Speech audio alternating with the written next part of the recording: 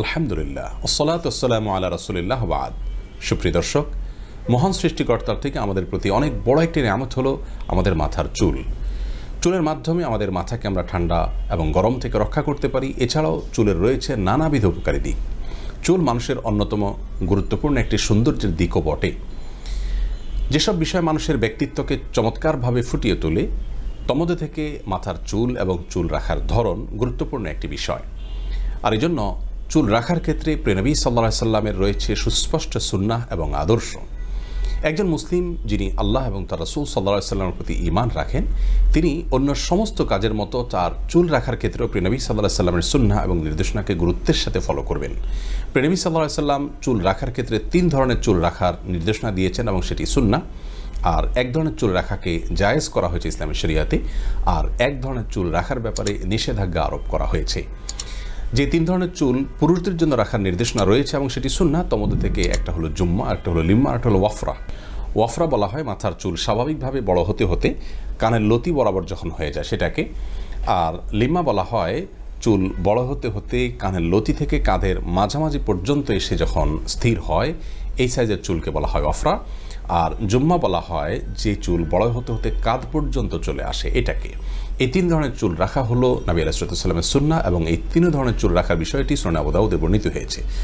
আর এছাড়া পুরো মাথার চুল যদি কেউ ছোট করে রাখতে চান, তাহলে সমান করে পুরো মাথার চুলকে ছোট করে রাখাও জায়েজ রয়েছে। যে প্রকার চুল রাখার ব্যাপারে স্পষ্ট নিষেধাজ্ঞা রয়েছে, বুখারী ও মুসলিম একযোগে বর্ণনা করেছে। রাসূল আকরাম সাল্লাল্লাহু আলাইহি সাল্লাম থেকে হাদিসটি আব্দুল্লাহ ইবনে ওমর রাদিয়াল্লাহু বর্ণনা করেছেন যে তিনি কাযা করতে নিষেধ করেছেন। কাযা বলা হয় মাথার কোনো এক অংশে চুল চেঁচে ফেলা, আবার অপর অংশে রাখা, কোনো এক অংশে খুব বড় করে রাখা, অপর অংশে একদম চেঁচে ফেলা।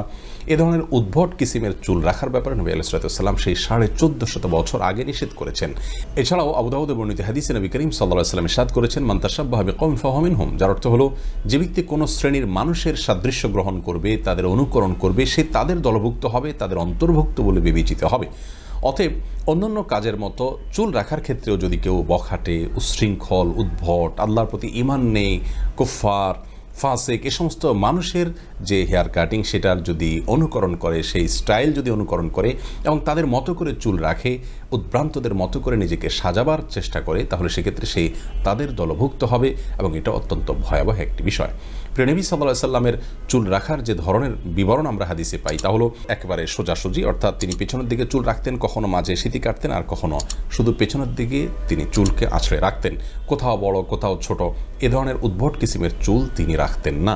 মেয়েদের জন্য চুল রাখার ক্ষেত্রে নবী আলাইহিস সালামের যে সুন্নাহ আমরা পাই, তা হলো তারা সচরাচর বা স্বাভাবিকভাবে তারা চুলকে লম্বা করবেন, বড় করবেন, খোপা বা বেনি তারা বাঁধবেন। তবে চুল চাষা তাদের জন্য সর্বাবস্থা নিষিদ্ধ। এমনকি হজ বা ওমরার পরে পুরুষদের চুল চাষার নির্দেশ থাকলেও নারীরা চুল সামান্য ছোট করবেন, 1 ইঞ্চি 1.5 ইঞ্চি পরিমাণেই। আর উম্মাহাতুল মুমিনিন থেকে মাথার চুল ছোট করার বিষয়টি সহিহ মুসলিম হাদিস দ্বারা প্রমাণিত হয়।